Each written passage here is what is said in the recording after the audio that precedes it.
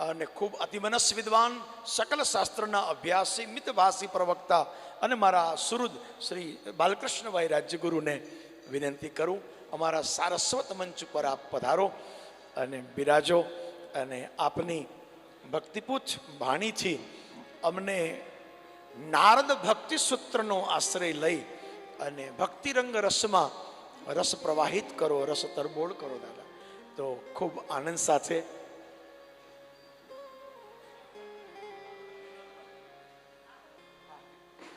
અમારા વિનોદ ગુરુજી ખૂબ સારા વિદ્વાન છે.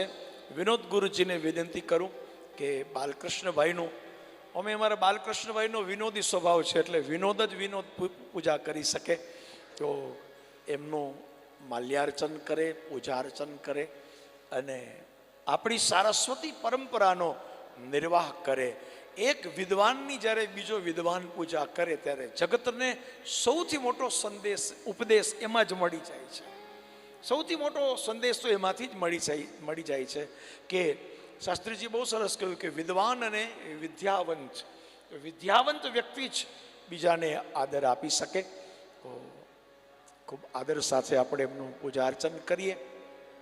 આપણે ત્યાં ભક્તિના આશ્રિત જે સંતો છે એને ભક્તિને પોતાની રીતે વણી છે. જેમ કે રામાયણમાં સબરીજી, તો એની પ્રતીક્ષા ભક્તિ આપણે કહીએ કે એમની પ્રતીક્ષા ભક્તિ. વિભીષણ મહારાજની શરણાગત ભક્તિ, શરણાગત થવાની ભક્તિ. હનુમાનજી મહારાજની દાસ્ય ભક્તિ.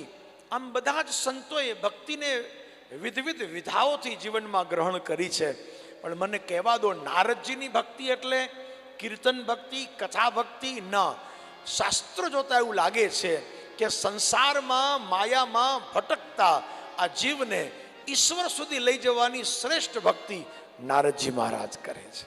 પછી ધ્રુવજી મહારાજ હોય, પ્રહલાદજી હોય, અરે અસુરો અને કદાચ રાક્ષસો હોય તો પણ એની યોગ્યતા હોય ત્યારે ભગવાન દ્વારા નિગ્રહ કે અનુગ્રહ કરીને એ નારદજી એનો જરૂર ઉદ્ધાર કરે છે. તો જીવનો ઈશ્વર પાસે લઈ અને ઉદ્ધાર કરાવો આ નારદજીનું શ્રેષ્ઠ કાર્ય છે. તો એવા શ્રી નારદજી મહારાજે એમના જીવનમાં ગાયેલા ભક્તિ સૂત્રો, ભક્તિ રેવ ગરીયસી, કેવલ ભક્તિનો જ મહિમા ગાયો છે. એવા નારદજીના ભક્તિ સૂત્રનો આશ્રય કરી અને ખૂબ સારા વિદ્વાન અને અનેક વક્તાઓના સંગમાં રહી અને પક્વ વિચારધારાથી પ્રવાહિત કરતા અમારા શ્રી બાલકૃષ્ણભાઈ રાજ્યગુરુ, રાજકોટ.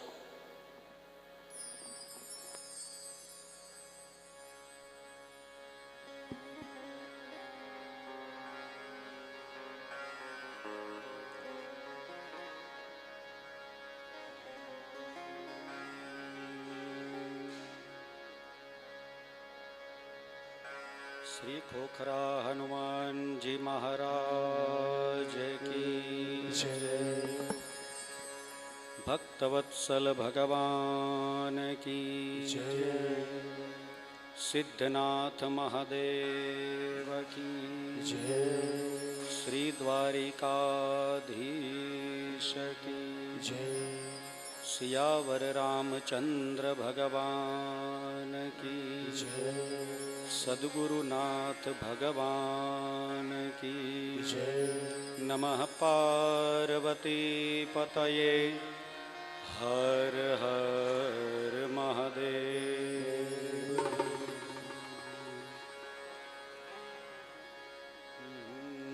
नागो भाति मदेन कम जलरुहै पूर्णेन्दुना सर्वरी. शीलेन प्रमदाजवेन तुरगो नित्योत्सवैर्मन्दिरम्. वाणी व्याकरणेन हंसमिथुनैर् नद्यः सभा पंडितैः. सत्पुत्रेण कुलं नृपेण वसुधा लोकत्रयं विष्णुना.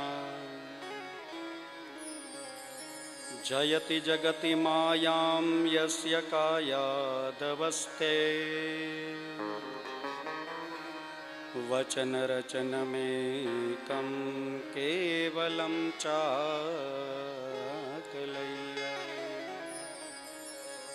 ध्रुवपदमपि यातो यत्कृपातो ध्रुवोऽयं सकलकुशलपात्रं ब्रह्मपुत्रं नतास्मि। श्री भक्तवत्सल भगवान की जय। जय राधा रमण गिरधारी गिरधारी श्याम बनवारी। जय जय राधा रमण गिरधारी श्याम बनवारी।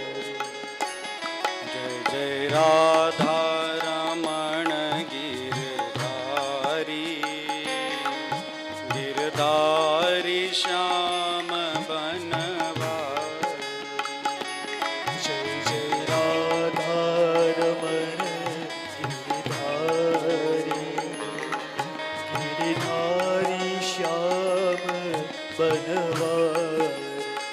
ओ गिरधारी श्याम बनवारी गिरधारी श्याम बनवारी।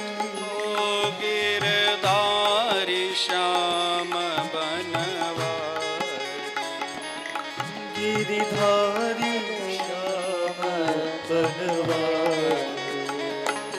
जय जय राधा रमण गिरधारी गिरधारी श्याम बनवारी।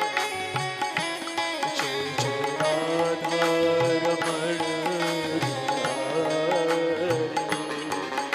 गिरधारी श्याम बनवारी। गिरधारी श्याम बनवारी। गिरधारी श्याम बनवारी। श्री भागवत भगवान की जय।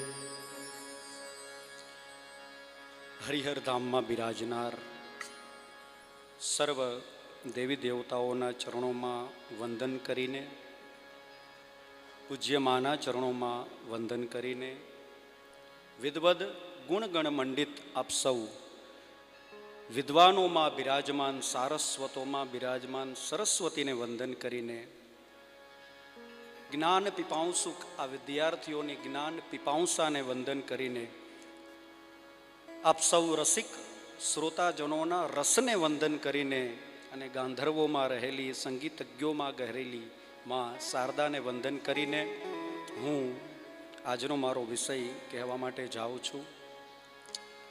જે વિષય છે નારદ ભક્તિ સૂત્રમ. કહેવામાં, બોલવામાં, સમજાવવામાં કદાચ કંઈ ભૂલચૂક થાય તો આપ બધા પાસે હું માફીની અપેક્ષા રાખું છું કે કદાચ કંઈ ભૂલચૂક થાય તો માફ કરશો. સૌથી પહેલાં તો હું ભાઈ કનૈયાલાલજી એ વાત કહેવા માગું છું કે રામ ભગવાન 14 વર્ષનો વનવાસ પૂરો કરી અને જ્યારે અયોધ્યામાં પાછા આવ્યા ને એ વખતે ભગવાન રામની જે દશા હતી ને એ દશા અત્યારે મારી છે. 11 વર્ષનો વનવાસ પૂરો કરીને આવ્યો છે. 11 વર્ષ પછી હું વિરમગામ અશોકનગર સારસ્વતમાં આવ્યો હતો અને હું તો એને ગોતું છું કઈ મને આ 11 વર્ષનો વનવાસ આપ્યો હતો. એવી કઈ ચિત્ત વૃત્તિ હતી કે એ કઈએ મને આ 11 વર્ષનો વનવાસ આપ્યો હતો. આજે જે વિષય હું આપને કહેવા માટે જાઉં છું, હકીકતમાં એ વિષય વાણીથી વર્ણવી જ ન શકાય. લખનારા કદાચ હજારો વર્ષો સુધી લખે, બોલનારા લાખો વર્ષો સુધી બોલે, સાંભળનારા કદાચ કરોડો વર્ષો સુધી સાંભળે, તોય પામી ન શકે એવો વિષય એટલે પ્રેમ. પ્રેમ એ ગુંગાના લીધેલા આસ્વાદ જેવો છે. 56 જાતના પકવાન કોઈ ગુંગા માણસને જમાડો ને પછી પૂછો કેવું લાગ્યું, એટલે એ કંઈ બોલી ન શકે, ખાલી આટલું જ કરે. પ્રેમ એ વાણીનો વિષય જ નથી. પ્રેમનું દર્શન એ વક્તવ્યનો વિષય જ નથી. નારદજી મહારાજે પોતાના નારદ ભક્તિ સૂત્રમાં જે વિષયનું વર્ણન કર્યું છે, દર્શન કરાવ્યું છે, એ દર્શન છે પ્રેમ દર્શન. ઘણા બધા વક્તાઓના વક્તવ્યમાં, ચલચિત્રોના ચિત્રણમાં આપણે ઘણી બધી વખત જોયું હોય કે નારદજીના પાત્રને બહુ હાસ્યાત્મક રીતે રજૂ કરવામાં આવ્યું હોય.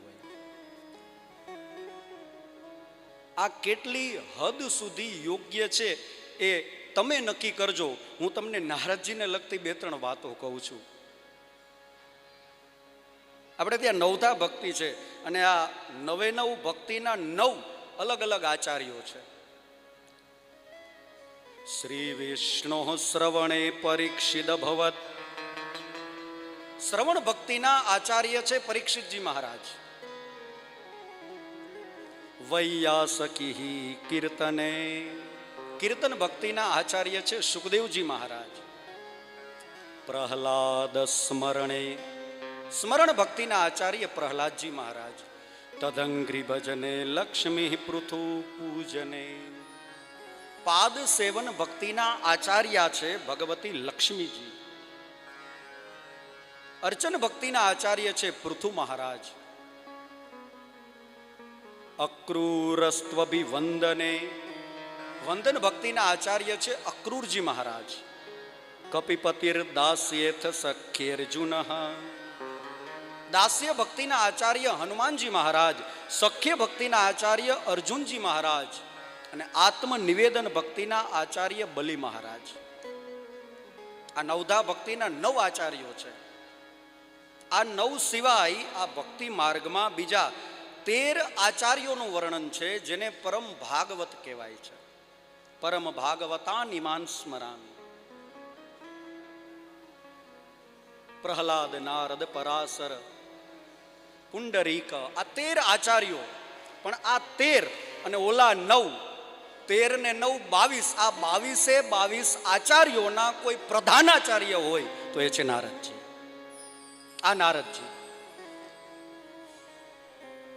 બીજી એક વાત, નારદજીની મહત્તાને સમજવા માટે કે ભગવાનના ભક્તો ભગવાનને પ્રાપ્ત કરવા માટે, ભગવત પ્રાપ્તિ કરવા માટે, ભગવત પ્રીતિ પ્રાપ્ત કરવા માટે ભક્તિનું આરાધન કરે છે. પણ ભક્તિ દેવી ભગવત પ્રેમ પ્રાપ્ત કરવા માટે નારદજીનું આરાધન કરે છે. જયતિ જગતિ માયામ યસ્ય કાયાદવસ્તે વચન રચનમેકમ કેવલમ ચાકલૈયા. ભગવાનને મેળવવા માટે ભક્તો ભક્તિને આરાધે છે, પણ ભક્તિ ભગવાનને મેળવવા માટે નારદજીનું આરાધન કરે છે. હા, એની મહત્તા. હવે જવાબ આપો, આ કેટલી હદ સુધી યોગ્ય છે? એ અયોગ્ય છે. મહર્ષિ વ્યાસ, નાભાદાસજી પોતાના ભક્તમાલમાં નારદજીની વંદના કરે. બંદવ શ્રી નારદ મુનિ નાયક, કરતલ વીણ રામ ગુણ ગાયક.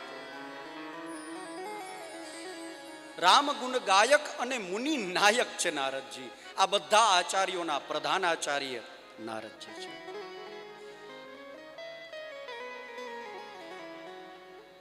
પ્રખર પ્રજ્ઞાનંદ સરસ્વતીજી એ નારદજીની વ્યાખ્યા કરતા પોતાના નારદ ભક્તિ સૂત્રમ નામના ગ્રંથમાં એ ટીકામાં લખે છે, નર નારાયણેન પ્રોક્તમ યમ જ્ઞાનમ તમ જ્ઞાનમ નાર જ્ઞાનમ યહ યમ નાર જ્ઞાનમ યહ દદાતિ સહ નારદ.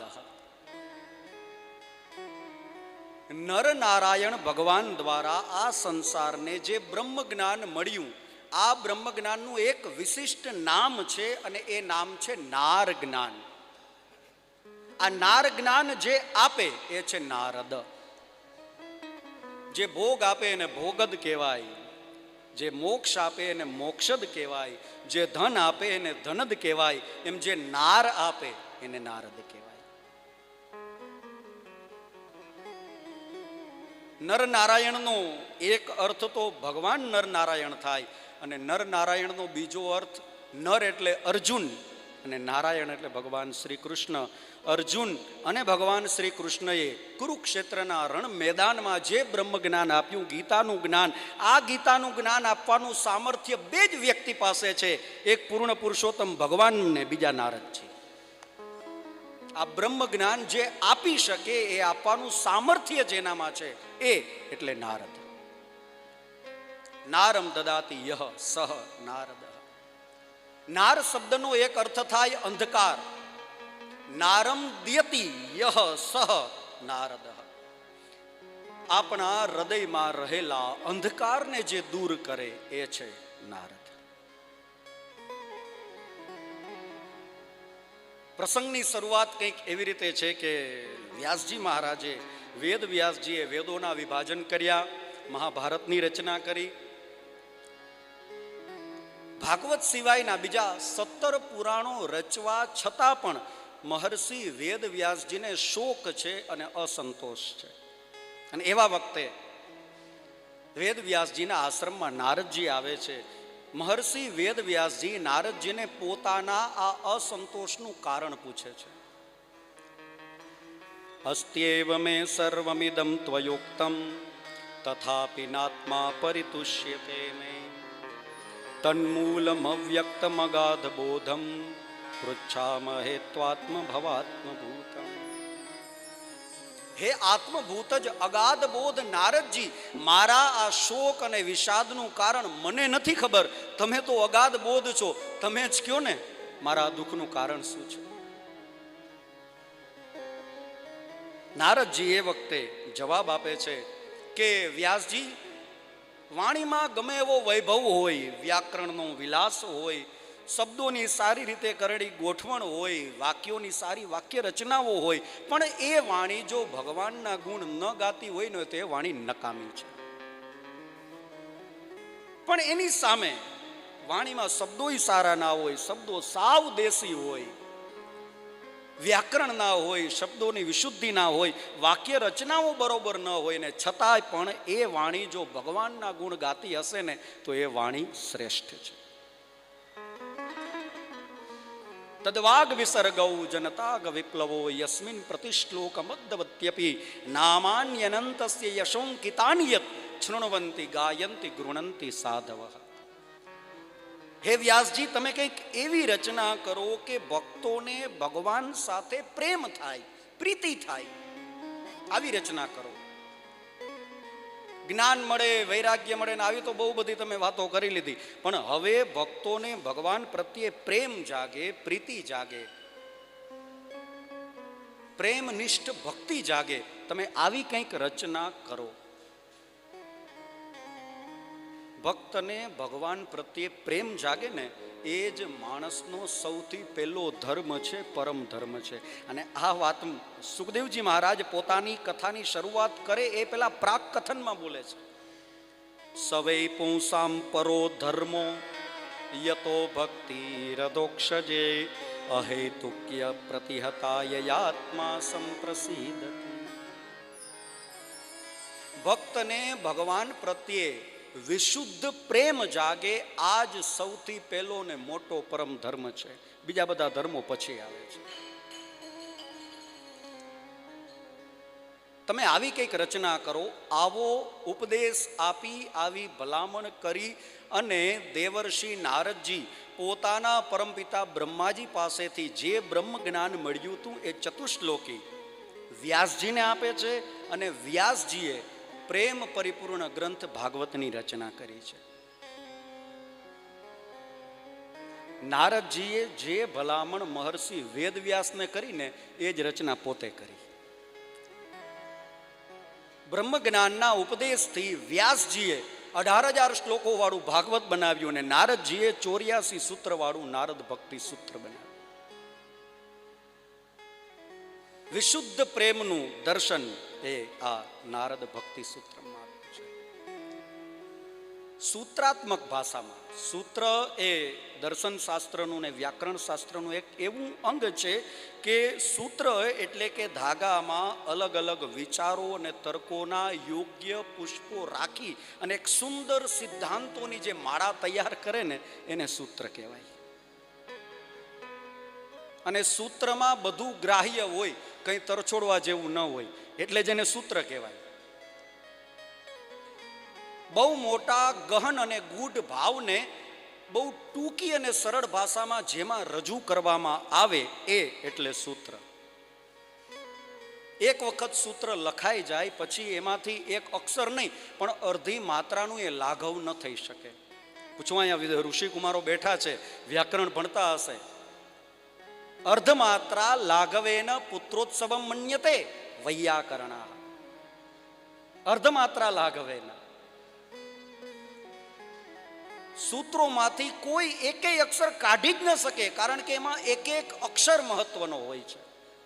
અને કદાચ કોઈ વિદ્વાન પોતાની વિદ્વત્તાના લીધે કોઈ સૂત્રમાંથી એકાદી અડધી માત્રાએ જો ઓછી કરી શકે ને તો પોતાને ત્યાં દીકરાનો જન્મ થયો હોય ને એટલો રાજી થાય.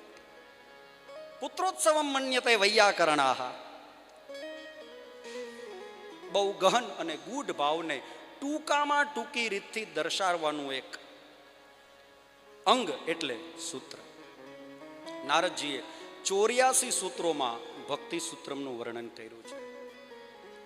જેમ જેમ આ સૂત્રોમાં ઊંડા જતા જઈએ, આગળ વધતા જઈએ, એમ લાગે, એવું પ્રતીત થાય કે 84 લાખ બંધનોમાંથી છોડાવવા માટેના 84 સૂત્રો છે. મને ખબર છે, હું જે અહીંયા અત્યારે વર્ણન કરવા બેઠો છું ને એને હું નહીં, દુનિયાનો કોઈ પણ વિદ્વાન પૂરેપૂરો ન્યાય ન આપી શકે, કારણ કે આ પ્રેમ દર્શન છે. વાણીથી જેનું વર્ણન જ ન થાય. પણ હું મારા અનુભવની વાત કરું છું. આ 3.5 રૂપિયાની ચોપડી, 3.5 રૂપિયાની ચોપડી મને 35 વર્ષના ને છેલ્લા 35 દિવસથી આ રડાવે છે.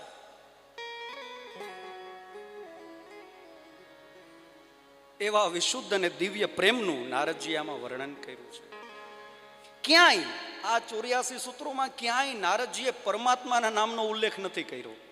શબ્દ વાપર્યો છે પ્રિયતમ. એ પ્રિયતમ પરમાત્મા પણ હોઈ શકે ને એ પ્રિયતમ સદગુરુ પણ હોઈ શકે. પ્રિયતમ જેને જોયા નથી, જેને મળ્યા નથી, એને પામવાની ઝંખના છે. બસ એક વખત જિંદગીમાં એ મળી જાય, બસ બેડો પાર, બીજું કંઈ નથી કરવું. આવા ભાવનું વર્ણન એટલે નારદ ભક્તિ સૂત્રમ. એના એક એક અક્ષરમાં પ્રેમનું નિરૂપણ છે. પ્રેમ એક એવું તત્વ છે કે વાણીથી બોલી ન શકાય. એનું એક જ પ્રમાણ છે અનુભવ. અનુભવીએ ત્યારે જાણીએ કે પ્રેમ શું છે. અને પરમાત્મા પ્રેમથી જ પ્રગટ થાય. હરિવ્યાપક સર્વત્ર સમાના પ્રેમ તે પ્રગટ હોય. એ પ્રેમથી જ પ્રગટ થાય છે. પહેલું સૂત્ર નારદજી લખે, અથાતો ભક્તિમ વ્યાખ્યાસ્યામઃ. અથ અતઃ ભક્તિમ વ્યાખ્યાસ્યામઃ. અથ પ્રારંભ સૂચવે છે, મંગલવાચી છે, અને અતઃ પ્રયોજન બતાવે છે. શું કામ નારદજી આ ભક્તિ સૂત્રોની રચના કરે છે? અતઃ કારણાત, અતઃ પ્રયોજનાત. કસ્માત કારણાત, કિમ પ્રયોજનાત. સામાન્ય પ્રેમ એ અનિત્ય સાથે થાય, નશ્વર સાથે થાય તો એ પ્રેમ જિંદગીમાં ક્યારેક દુખી કરીને રડાવે છે. પણ એ પ્રેમ જો નિત્ય સાથે થાય, શાશ્વતતા સાથે થાય તો દુખી થઈને રડવાનો વારો નહીં આવે. હા, હૃદય પુલકિત થઈ જાય, સુખની પરિપૂર્ણ અનુભૂતિ થઈ જાય ને પછી જો રડવું પડે તો વાત અલગ છે. પણ દુખી થઈને રડવાનો વારો નહીં આવે. આ પ્રયોજનથી નારદજી ભક્તિમ વ્યાખ્યાસ્યામઃ, ભક્તિનું વ્યાખ્યાન કરે છે. વર્ણન, પ્રતિપાદન, પ્રવચન આ બધું સાંભળીને જોઈને ને વાંચીને થાય, પણ વ્યાખ્યાન તો અનુભવથી જ થાય. જેણે અનુભવ્યું હોય એ વ્યાખ્યા કરી શકે. હમણાં જ ગુરુજીએ કીધું ને, દીપકભાઈએ, વ્યાખ્યાન એ કરી શકે જેણે અનુભવ્યું છે. અને નારદજી આ અનુભવ્યું છે એટલે વ્યાખ્યા કરે છે, વ્યાખ્યાન કરે છે. પ્રવચન નથી કરતા, નિરૂપણ નથી કરતા, પ્રતિપાદન નથી કરતા, વ્યાખ્યાન કરે છે. અને નારદજીનો વિવેક જુઓ. લખનારા નારદજી એક જ છે, પણ નારદજીએ શબ્દ બહુવચનનો વાપર્યો છે. વ્યાખ્યાસ્યામી નહીં, પણ વ્યાખ્યાસ્યામઃ. નારદજી વિવેકપૂર્ણ શબ્દ વાપરે છે કે હું એકલો આ ભક્તિનું વ્યાખ્યાન કરું છું, નહીં.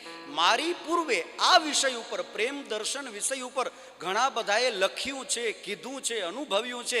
એ બધાના મતોને હું ધ્યાનમાં રાખી અને અમે બધા વ્યાખ્યાન કરીએ છીએ. વ્યાખ્યાસ્યામઃ. શેનું વ્યાખ્યાન કરીએ છીએ? ભક્તિનું વ્યાખ્યાન કરીએ છીએ. બીજું સૂત્ર નારદજી એ ભક્તિનું રૂપ બતાવે છે. સાત્વસ્મિન પરમ પ્રેમ રૂપા. આ ભક્તિનું રૂપ કેવું છે? પરમ પ્રેમ રૂપ છે. મેં પેલા કીધું ને કે સૂત્રોમાંથી એકેય અક્ષર એવો ન હોય કે તમે કાઢી શકો.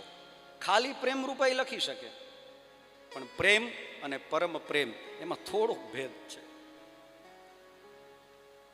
પ્રેમ એટલે સાધારણ પ્રેમ અને પરમ પ્રેમ એટલે વિશુદ્ધ પ્રેમ. સાધારણ પ્રેમમાં પ્રેમીને પ્રિયતમ પાસે સામી પ્રેમની અપેક્ષા હોય છે કે ભાઈ હું પ્રેમ કરું છું તો એ મને પ્રેમ કરે. પણ વિશુદ્ધ પ્રેમમાં આવી અપેક્ષા નથી હોતી. એને કરવું હોય તોય ભલે, ન કરે તોય વાંધો નહીં, પણ હું તો કરીશ. આ પરમ પ્રેમ, એક તરફી પ્રેમ.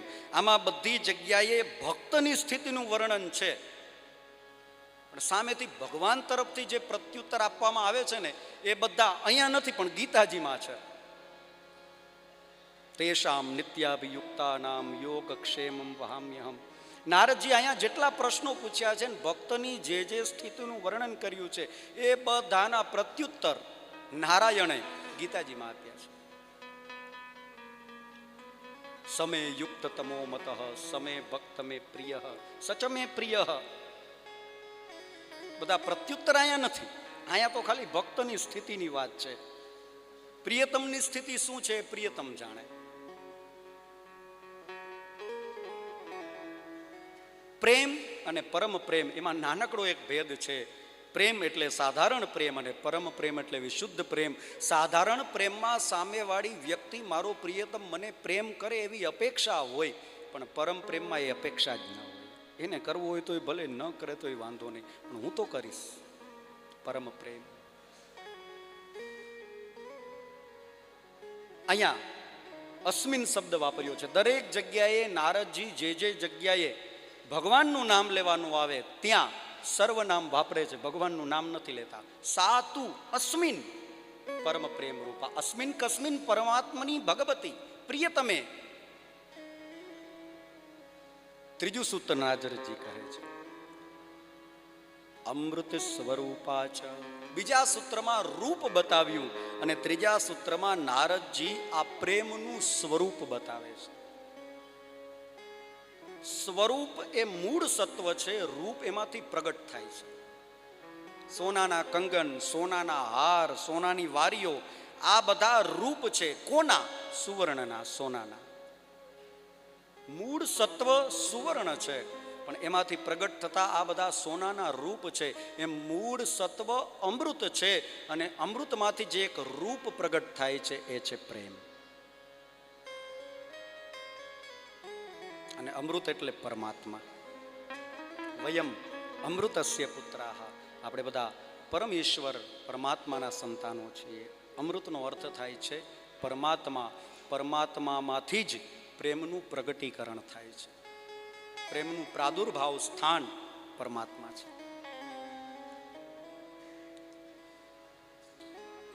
હવે નારદજી પછીના 3 સૂત્રોમાં એ વર્ણન કરે છે કે આવો પરમાત્માને, પ્રિયતમને અથવા તો સદગુરુને પ્રેમ કરનાર ભક્તની, એ શિષ્યની અથવા તો પ્રેમીની શું સ્થિતિ હોય છે.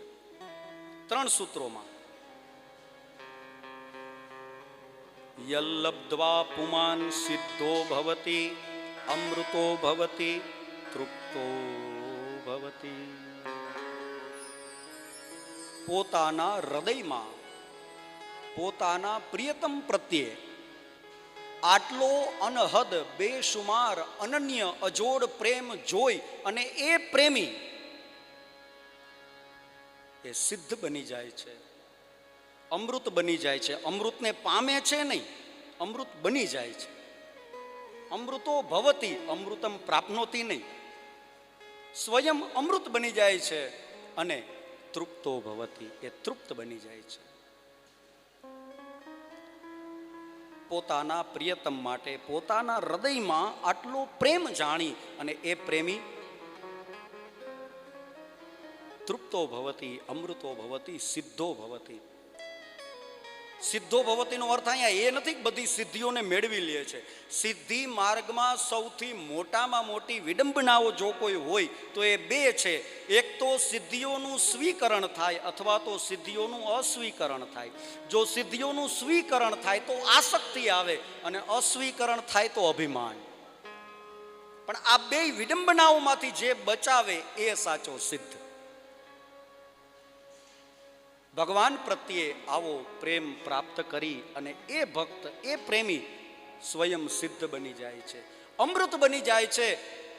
એને મેળવવા માટે પછી દેવતાઓને મંથન કરવું પડે છે. એને ક્યાંય અમૃત લેવા ન જવું પડે. દુનિયા આખી, સ્વર્ગ આખું એની પાસે અમૃત લેવા આવે છે. અને તૃપ્તો ભવતી, સંતૃપ્ત બની જાય છે. પ્રિયતમ પ્રત્યે આટલો પ્રેમ દર્શાવી અને એ ભક્ત તૃપ્તિનો અનુભવ કરે છે. 5મા સૂત્રમાં નારદજી કહે છે, યત પ્રાપ્ય ન કિંચિદ વાંછતી, ન સોચતી, ન દ્વેષ્ટી, ન રમતે, નોત્સાહી ભવતી. પોતાના હૃદયમાં પોતાના પ્રિયતમ પ્રત્યે આટલો અનહદ, બેસુમાર પ્રેમ જોઈ અને આ પ્રેમી ન કિંચિદ વાંછતી, બીજી કશાયની અપેક્ષા નથી કરતો, બીજું એને કંઈ નથી જોતું, એકમાત્ર પ્રેમ જોઈએ છે. ન સોચતી, કંઈ ન મળે તો એનો દ્વેષ પણ નથી કરતો. ન દ્વેષ્ટી, કોઈનો દ્વેષ ન કરે, બીજે ક્યાંય રમણ ન કરે, કશાનો શોક ન કરે. ઇન્દ્રિયોના સુખ આપનારા વિષયોમાં ક્યાંય એનું ચિત્ત દોડતું નથી. આ સૂત્રને એકદમ બરાબર જો કોઈએ સમજાવ્યું હોય ને તો ભાગવતમાં વૃત્રાસુરે સમજાવ્યું છે. નનાક પૃષ્ઠમ ન ચ પારમેષ્ઠ્યમ ન સાર્વભૌમમ ન રસાધિપત્યમ ન યોગ સિદ્ધિર પુનર્ભવમ વા સમંજસત્વા વિરહૈયકાંક્ષે.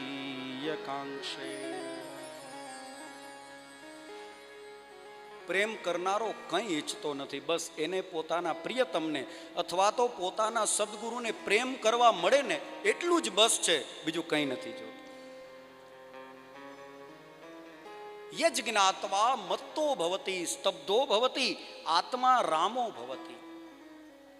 પોતાના હૃદયમાં પોતાના પ્રિયતમ પ્રત્યે આટલો અનહદ પ્રેમ જોઈ અને આ પ્રેમી ઉન્મત્ત બની જાય છે, સ્તબ્ધ બની જાય છે અને આત્મા રામ બની જાય છે. ઉન્મત્ત એટલે પાગલ. પાગલ નાચે, સ્તબ્ધ સ્થિર થાય અને આત્મારામ વિચરણ કરે. આ ત્રણેય સ્થિતિ આવા પ્રેમીની થઈ જાય, આવા ભક્તની થઈ જાય છે. આ ત્રણેય સ્થિતિઓને, પાગલપણને પણ એ અનુભવે, શાંતિને પણ અનુભવે અને આત્મરમણને અનુભવે. બસ એકમાત્ર પ્રિયતમમાં રમણ, બીજે ક્યાંય વિચરણ નહીં. ક્યારેક આંખ બંધ કરીને બેસે તો એને એના પ્રિયતમ, એને એના સદગુરુ યાદ આવી જાય અને શાંત બની જાય, સ્તબ્ધ થઈ જાય. અને ક્યારેક ગુરુનું સ્મરણ થાય, પ્રિયતમનું સ્મરણ થાય તો નાચી ઉઠે. આ સ્થિતિ આ પ્રેમીની, આવા ભક્તની, આવા શિષ્યની થાય છે.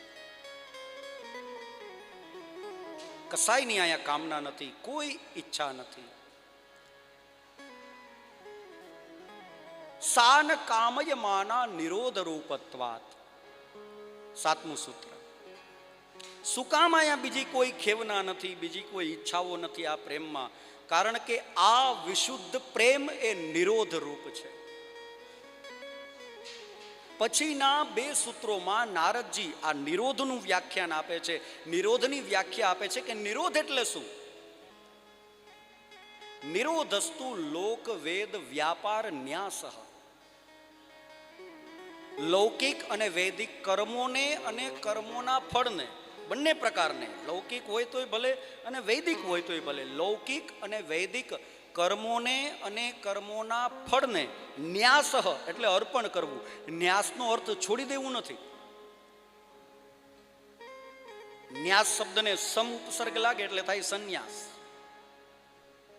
14 પ્રકારના જે ઉપસર્ગો વ્યાકરણમાં બતાવ્યા, પ્ર પરા અપસમ નિસ નિર દુસ દુર વી આંગની અતિ અપિસુ ઉત. મૂળ શબ્દને આ ઉપસર્ગો લાગે એટલે શબ્દનો આખો મૂળ અર્થ જ બદલી જાય છે. હાર શબ્દ હોય, હાર, હાર શબ્દને પ્ર ઉપસર્ગ લાગે એટલે અર્થ થાય પ્રહાર, શબ્દ બની જાય પ્રહાર. હાર શબ્દને વી ઉપસર્ગ લાગે તો શબ્દ બને વિહાર. હાર શબ્દને આંગ ઉપસર્ગ લાગે તો શબ્દ બની જાય આહાર. ની ઉપસર્ગ લાગે તો શબ્દ બની જાય નિહાર. એક ઉપસર્ગ લાગવાથી શબ્દોના અર્થ બદલાઈ જાય. સંન્યાસનો અર્થ થાય સમ્યક ન્યાસ. ન્યાસ એટલે અર્પણ કરી દેવું પ્રિયતમને, પરમાત્માને, સદગુરુને. પણ સંન્યાસ એટલે બહુ સારી રીતે અર્પણ કરી દેવું. સમ્યક ન્યાસ. લોક વેદ વ્યાપાર ન્યાસ નિરોધ. લૌકિક અને વૈદિક કર્મોને એ પ્રિયતમ પ્રત્યે અર્પણ કરી દેવા, એના ફળને ત્યાં અર્પણ કરી દેવા. હું કંઈક કરું તો મારા પ્રિયતમ માટે કરું, મારા સદગુરુ માટે કરું. એ લૌકિક કર્મ હોય તોય ભલે અને વૈદિક કર્મ હોય તોય ભલે. આ છે નિરોધ. એક વ્યાખ્યા નિરોધની આ આપી. બીજી વ્યાખ્યા નિરોધની આપે છે, તસ્મિન અનન્યતા તદ વિરોધીષુ ઉદાસીનતા. તેનામાં, તસ્મિન જુઓ સર્વનામ આવ્યું, ક્યાંય ભગવાનનું નામ નથી. તસ્મિન એ પરમાત્મામાં, એ પ્રિયતમમાં, એ સદગુરુમાં અનન્યતા. અને એમને જે વિષયો નથી ગમતા, એમનાથી જે પ્રતિકૂળ વિષયો છે એનાથી દૂર રહેવું એટલે નિરોધ. તદ વિરોધીષુ ઉદાસીનતા. આ નિરોધની વ્યાખ્યા છે.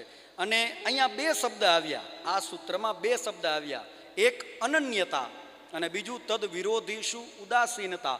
હવે પછીના બે સૂત્રોમાં નારદજી આ બે શબ્દ સમજાવે છે. પહેલા સૂત્રમાં અનન્યતા સમજાવશે અને બીજા સૂત્રમાં તદ વિરોધીષુ ઉદાસીનતા. અનન્યતાની વ્યાખ્યા આપતા નારદજી કહે છે, અન્યાશ્રયાણામ ત્યાગો અનન્યતા.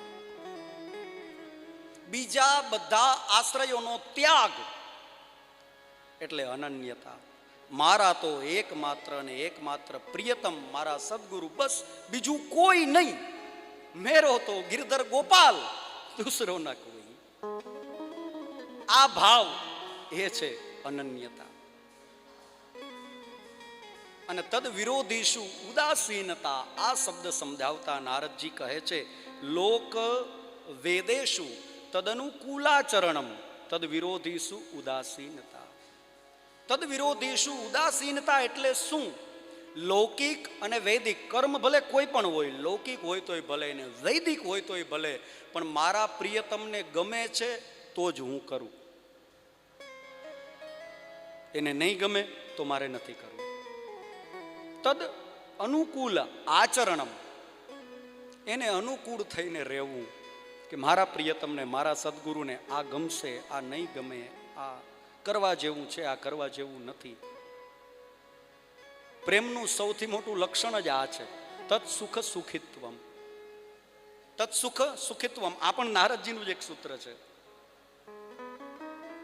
પ્રિયતમના સુખમાં સુખ, આપણા સુખનો વિચાર જ નહીં. સ્વયં પ્રેમી પોતાનું અસ્તિત્વ ગુમાવી અને પ્રિયતમમાં પોતાની જાતને વિલીન કરી શકે એ જ પ્રેમ કરી શકે. પ્રેમનગરની ગલી એટલી બધી સાંકડી છે ને કે ત્યાં બે વ્યક્તિ અને બે વિચારો એકી સાથે પ્રવેશ જ ન કરી શકે. એ બે એક થાય તો જ પ્રવેશ થાય, બાકી ન થાય. प्रेम नगर की गलियां हैं सकली, तामे दो न समा.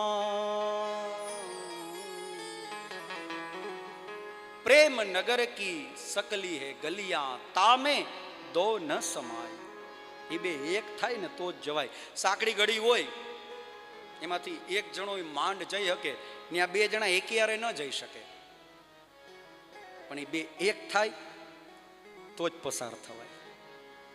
પ્રેમમાં બે વિચાર અને બે વ્યક્તિ એકી સાથે જઈ જ ન શકે, એ બે એક થાય તો જ જવાય. તત સુખ સુખિત્વમ, એના સુખમાં સુખી થવું. મારા પ્રિયતમને, મારા સદગુરુને આ ગમશે, એને અનુકૂળ થઈને હું આચરણ કરું, એ જ તદ વિરોધીશું ઉદાસીનતા.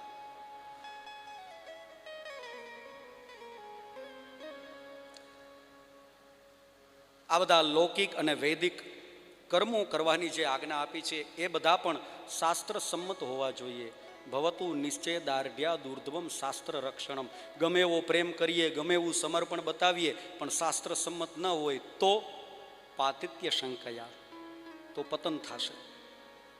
પાતિત્ય શંકયા. પછી તો ભક્તિના લક્ષણો, મેં કીધું ને કે આ વિષયનું પૂરેપૂરું વર્ણન જ નહીં કરી શકું. આ પ્રેમ દર્શનના લક્ષણો બતાવ્યા છે. એમાં ઘણા બધા ઋષિઓના મત, પારાશર્યનો મત, ગર્ગાચાર્યનો મત, શાંડિલ્યનો મત, નારદજી પોતાનો મત આપે છે કે પ્રેમ કોને કહેવાય. નારદસ્તુ તદર્પિતા અખિલાચારતા તદ વિસ્મરણે પરમ વ્યાકુલ તેતી. આવી ઘણી બધી વ્યાખ્યાઓ, લક્ષણો. પ્રેમને પ્રાપ્ત કરવાના સાધનો, એમાં સૌથી શ્રેષ્ઠ સાધન, સાધનો ઘણા બધા બતાવ્યા છે, પણ સૌથી શ્રેષ્ઠ સાધન એ બતાવ્યું છે મહાપુરુષોનો સંગ. મહાપુરુષોનો સંગ થાય તો જ આ પ્રેમ પ્રાપ્ત થાય, પ્રિયતમને પ્રેમ કરવાનો અવસર પ્રાપ્ત થાય. અને આ મહાપુરુષોનો સંગ મહત્સંગશ્ચ દુર્લભો અગમ્યો અમોઘશ્ચ.